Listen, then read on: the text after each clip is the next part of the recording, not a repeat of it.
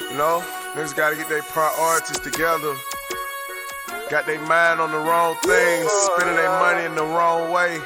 Trapaholics, real trap shit. Say you need that car with the rims and a charm, just like Jim. It's more than life. Yeah. I'm telling you. Talk to him. Say you need that LV bag For what? with the belt and the hat. That's all you got though. It's more than life. Yeah. Talk to him. Real. Say you wanna turn up at the club, Why? buy some bottles, impress them girls. what? It's more than life. Oh, fucking everybody. Yeah. Damn, son, where'd you find this? Good evening, everyone, and welcome to Saints and Appetizers podcast and Who Dat. And we got some main course for you. We're going to be going over the Saints' 22-17 victory over the Los Angeles Chargers. The Los Angeles Chargers gets me confused still of whether they're San Diego, but I said it right. But the first thing I want to do is I want to thank my viewers and subscribers for making the last main course Saints podcast get some more views than it usually does. And then I got 7 new subscribers from it. I guess some of you must not have channels because I don't know how to identify you exactly because I didn't see any notifications of your name. But regardless, I want to shout you out. Any more subscribers or likes or views or shares, anything like that. I love it. Even some comments. I got a comment from MJ DeVillier 504. He said they said they liked the mustache, even though it took a little hit from the electric razor. But you got to trim them up every now and again, or it starts kind of looking like Sam Elliott's mustache, and they get kind of bushy. You can trim around the lips and all that, but it still gets bushier and bushier on the main part on the upper lip there. So I had to take an electric razor to it and take a good cut into her. But she's still nice and functional. It's still a nice functional mustache. It's just a little more out of the way when I try to eat and all that business. But I just want to thank subscribers and commenters and people viewing the video. I really appreciate that. Any little bit can help, and just keep them coming. But anyways, let's go over this game. So can I get a menu? And the first thing is I was a little surprised when I saw that supposedly their stadium was 90% full. 90% full. It didn't seem like that during the game, or maybe shortly after. It looked like maybe the Chargers weren't going to win or something. Chargers fans started kind of bailing out because I guess there was a hurricane and an earthquake going on during the time. But here on some statistics I see, it says that it was 90% full, which it holds 71,500 fans, and there were 64,455. I find that a little hard to believe, but hey, I didn't stop my my recording or my TV. I didn't pause it at any moment and count them out myself. So who knows? But this was an exciting game for preseason. Once again, a preseason game that's actually really exciting. The whole game was. I was locked in the whole game, even though it was a preseason game. I was wanting them to win, and they won in kind of a similar fashion to how they beat the Chiefs. So both their preseason games, first 2 preseason games, have been really exciting and actually fun to watch, even though there weren't really many starters in this game. But the Saints are actually 2-0 in preseason for the first time since 2014. So that's a crazy stat. It's almost been 10 years since they've won 2 preseason games, gone 2-0 in preseason. I mean, but let's go over just kind of how the game started and kind of played out. And the first player that stood out in the game and was making plays on the first two Chargers drives, that is, was Jalen Smith. Man, he looked good on the first drive of the Chargers. He brought the wood and lit up a receiver keeping them short of a first down. And then on another play, I think it was the second or third drive, he had a nice pass deflection, keeping the Chargers from picking up a first down as well. So he looked really active and was moving well. He had 3 total tackles with one solo and that pass deflection. So he looked good. He looked like he was out there moving good, and it was a good sign. It was good signing, and it kind of gave people, I think, fans and media people of the Saints, kind of made them be able to breathe a little bit of a sigh of relief about that linebacker depth. Because Mario Davis, he's still working back from that calf injury, and then really after him, the only healthy, productive linebacker that had really any experience is Pete Warner, and that's pretty much it. And if both those guys go down, you're in trouble. But nice seeing a, a, a, a previous, what was a second round pick in Jalen Smith and has been a Pro Bowler, looking pretty good out there. That knee didn't seem to be slowing him down that much, but you got to take it all with a grain of salt that he was making these plays against second and third string players of the Chargers, because our boy Easton Stick, he didn't look really great at all for the Chargers, and I was watching. When I was watching it, I was watching the Chargers broadcast of it, and man, they were acting as if Easton Stick was something special or that he had a lot of potential or something. But man, he got sacked 5 times for 44 yards, which I understand not all of those are his fault. And then he also threw 2 interceptions. So he was like 21 for 41 for 233 yards with a 5.7 yard average. Like the biggest plays that he made, honestly, were on the ground. He had 7 carries for 63 yards, a 9 yard average, and 2 touchdowns. Like his biggest plays were just on the ground. And like he led the Chargers in rushing, actually. But I wouldn't say that he was amazing or good or anything like that.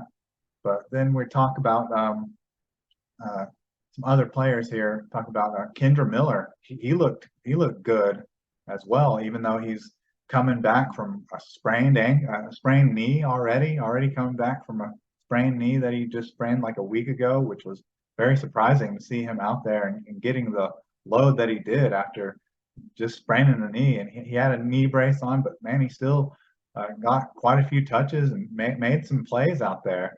So Kendra Miller, he had 10 carries for 23 yards for just like last week against Chiefs. Didn't have a great per carry average, only 2.3 yards a carry and then a touchdown, but he had a 9 yard run, which he showed a lot of burst, going straight through the hole, and not dilly dallying at the hole, and got that 9 yard touchdown so the Saints could take the lead in the second quarter. It was just a 7-point lead at that point. But to set that up, he also showed that he can catch. Kind of looked like Alvin Kamara on one of the will routes. He had a beautiful throw, probably Jameis Winston's best throw of the night came on the 27-yard reception by Kendra Miller, and it was on a will route. I mean, he looked like Alvin Kamara on that play, and he actually showed that he could catch the ball on that play as well. And also some other plays. He had three total targets and 3 catches for 36 yards with the 12-yard average. So he actually looked good. Looked like the knee wasn't bothering him much, even though he did have the knee brace on, which is good. I was okay with that. Want to be precautious, show some precaution. Be on the safe side after someone pulled up lame in the previous game. But then just talking. What are we talking about here? We're talking about Jameis Winston. He looked similar to what he kind of looked like in the Chiefs game. Kind of a statue in the pocket. Wasn't able to really show very much mobility in the pocket. And he once again, it was you could say it was some of the second string, third string offensive linemen that kind of led to this. But he was sacked two times again in this game, 2 more times for 9 yards, and he was just his completion percentage wasn't really that great either. It was 13 for 21 for 169 yards, and 8-yard average and no touchdowns, but he did have the really nice throw to Kendra Miller. But he just seems like his progression is slow, and he holds on to the ball too long, and then he's not good at manipulating the pocket very well, and he just takes bad sacks, and there's plays where he probably could have just thrown it away, but he holds on to it instead. But it was pretty much what we've kind of come to know of Jameis Winston, and uh, so that's some of the bad. I guess I can add on a little bit more. Actually, I would say a little bit more, but it's actually quite a bit more bad. And that was the penalties. Man, they had like 14 penalties for like 100+ yards and penalty yardage. It was bad. Like that was something that was driving me insane watching this game. I was getting kind of heated over it because every time they'd make a good play offensively or defensively, there'd be a penalty flag. And then it got towards the point where I was just thinking there was going to be a penalty flag after every decent play the Saints made, whether it was offense or defense. And that was just really frustrating. Like that's something that they're going to really have to clean up before the regular season starts, because I understand it was second, third, fourth string players out there for a good portion of the game, but that's kind of a trickle down effect of just the team is kind of undisciplined, and I think that's kind of been the history of Dennis Allen a little bit, especially when he was coach of the Raiders. The Raiders are just historically known for being a team that is heavy penalized, and hopefully that's not a carryover to the Saints this upcoming season, because they were penalized quite a bit last year during the regular season. So definitely, it's good. I guess it's good that it's happening now, so they got it on film and they can try to clean it up. But definitely want to get that cleaned up. Hopefully in this last preseason game, and definitely the first game of the year, you want to clean up those penalties, because that was ugly, honestly. And then talking more positive here, go to the positive. We've had quite a bit of negative. Let's talk about the defense. The defense looked good for just being the second and third unit, and they got some turnovers, just like in the Chiefs game. They had either two or three turnovers in the Chiefs game, and then they had three. I think they had two interceptions in the Chiefs game, and then they had three turnovers in this game. And let's see, they had these were kind of, I think this was in the first quarter. Isaac Yedem had an interception off of Ian Stick, and then we'll go over total sacks and players that were active in the sack game, but also had a strip sack by Peyton Turner. Peyton Turner looked good. He had two quarterback hits, a sack, and that strip sack, and it was recovered by Brian Bresee, the Saints rookie, first-round pick defensive tackle. So that was good to see guys that could possibly be starters. Actually, I'm talking about how a lot of these are second and third unit guys. These are guys that are, Peyton Turner and Brian Bresee. These are guys that are expected to be heavy in the rotation, if not just straight out starters. And they look good, getting those turnovers. And then, but like I was saying, the game was really exciting. It came down to the very end.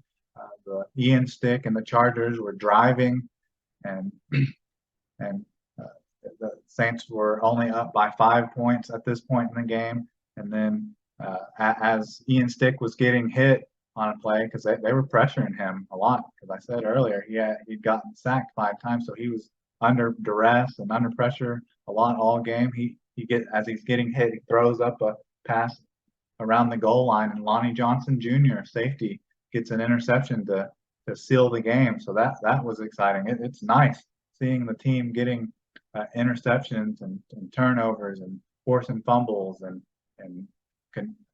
taking advantage of those plays, because that was a lot. You didn't see a lot of that last year. You didn't see the Saints getting turnovers, fumbles, and interceptions. Like they were right up there. They were close to having 50 sacks last year. I think they were maybe top 5 in teams in getting sacks. I think they had like 48 sacks or something. They may have been like third or fourth in the league getting sacks, which didn't seem like that. I think the main reason it didn't seem like they got a lot of sacks last year was just because there was no double-digit sack guy on the team. But man, they were continuing to show that they can get sacks in this game. There's Ryan Connolly got a sack.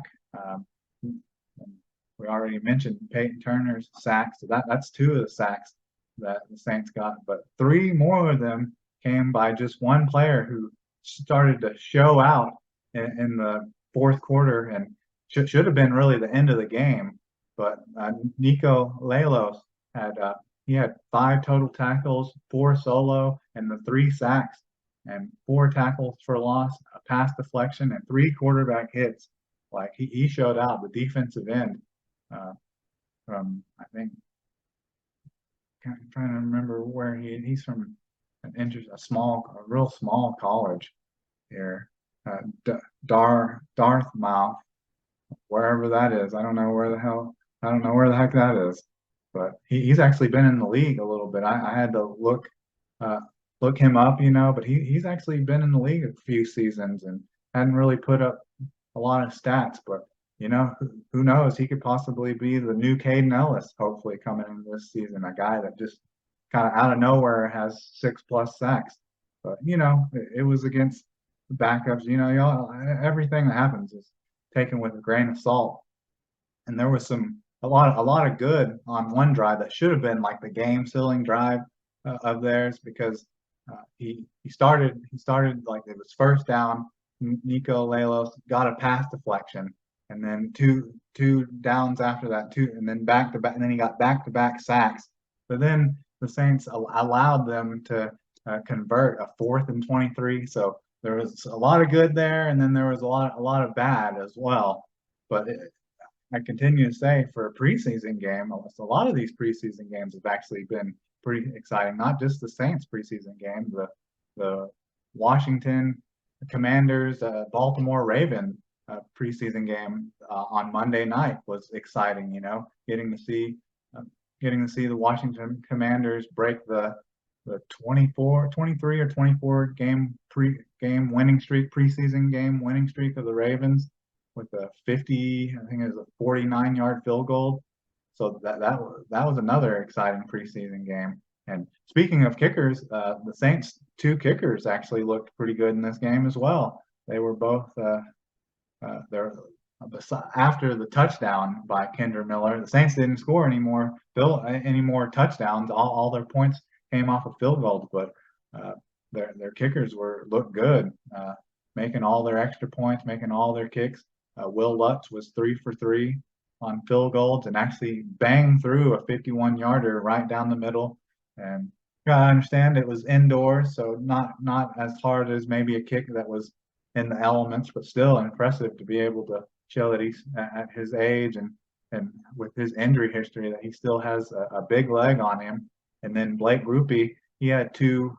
He was 2 for 2 on field goals as well, but his long was only 37 yards, and then he had the 1 extra point as well. So it's going to be interesting to see who the Saints end up going with. Are they going to go with the veteran that's getting paid a little bit more, or are they going to go with the young guy that they may see some potential in? Because I've seen some stories and some, I don't know if I'd call them headlines, but rumors. That's the word I'm looking for. That by the time the Saints get to the cutdown point, that the Broncos and obviously Sean Payton's their head coach, may want to trade for either Will Lutz or Blake Rupe.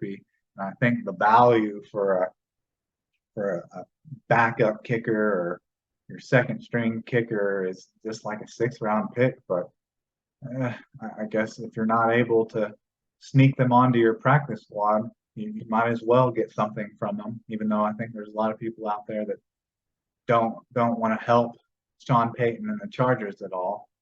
But we talked about but anyways, so we've talked about Jameis Winston. Let's talk about Jake Haener, because he just like in the Chiefs game, he showed a lot of poise and showed that he can make like every throw. Thinking it was the first maybe like the first or second pass that he had, he was in the pocket with the pockets collapsing around him, and then he scrambled out of the pocket and throwing on the run through a like a 53-yard pass to John Trey Kirkland, which was so, just an amazing throw that he made, and he helped the Saints get a bunch of field goals, obviously, but there was quite a few wide receivers making some big plays out there. I think these were all passes probably completed by Jake Hayner, but Shaquan Davis or Shaq Davis had 3 catches for 63 yards and with a 42-yard long, which was and that was off of 5 targets. And John Trey Kirkland had 3 catches for 59 yards with a 19.7 average with the 53-yard long that I was talking about. Shaq Davis had the 42, and that was off of 3 targets. And then Lynn Bowden had 2 catches for 37 yards with an 18.5-yard average with the 32-yard long with off of 3 targets, which so the Saints were showing that they got some young wide receiver depth, and maybe the cut down to wide receiver to 53 for wide receiver may not be as easy as they thought, but and then so those were some guys that didn't really show up too much in the game against the Chiefs, but A.T. Perry, he was there making plays still. Before we forget our maybe our preseason preseason MVP, A.T. Perry, he had 3 catches for 22 yards off of 5 targets. So we're talking about like the good depth. Well, there was also some bad as well. And this should have been a drive where the Saints were able to get a touchdown because Brian Edwards, a former teammate of Derek Carr, he looked bad, honestly. So he had 4 targets for 0 catches and 0 yards, 0 average, zero touchdown. But he kept the Saints from scoring a touchdown on 2 separate plays with Jake Hayner on one from Jake Hayner, just a beautiful throw by Jake Hayner, just straight up dropped it. And then on another throw that Jake Hayner completed, which should have been a touchdown, there was offensive pass interference. So I think off of the positive showing from the younger wide receivers and his big time negative showing, I think he probably lost his job on that day just from that preseason game. And then you also had some other tight ends making some plays as well. Lucas Kroll made a couple ridiculous catches, and they were ridiculous because they're probably plays that should have been intercepted, but Jake Hayner got kind of lucky off of them. Got some luck because Lucas Kroll was making crazy catches. He had 3 catches for 30 yards for 15 with a 15-yard long and just a 10-yard average. But yeah, this was an enjoyable game. There was a lot going on with the defense. The defensive line just looked dominant, and seeing some young wide receivers showing out and young running back kind of showing out. And got to even see the young quarterback show out, even though he got hit, got a pretty good shot to the head. I think because he's only about 6'4" and kind of on the smaller side, he's been taking some shots to the head. He's been getting some roughing the passer calls called for him. And he had to come out of the game there to be evaluated for a concussion, but luckily he got to be able to go back in the game. But I enjoyed this, for preseason game. I don't think the games like this get any more exciting, with the Chiefs game, getting the turnover and getting the game-winning field goal, and then putting the nail, and then with the Los Angeles Chargers putting the nail in their coffin with the game-sealing interception by Lonnie Johnson Jr. I mean, they don't get any more better than that. Doesn't get any more better than that.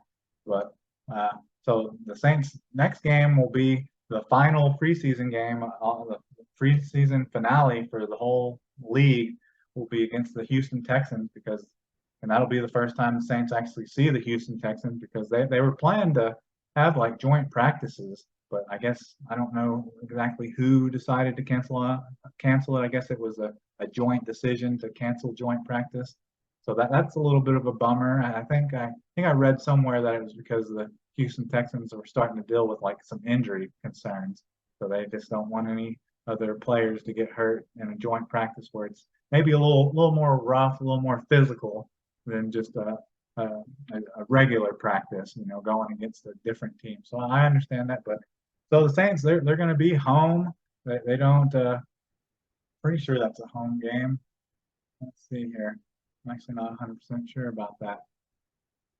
I think it was because they were talking about some of these joint practices, whether they were going to be and had to have the joint practices inside because it's so hot. So yeah, that's going to be at home and it's going to be 7 p.m. on Fox. So should be a nationally broadcast game. So that should be exciting.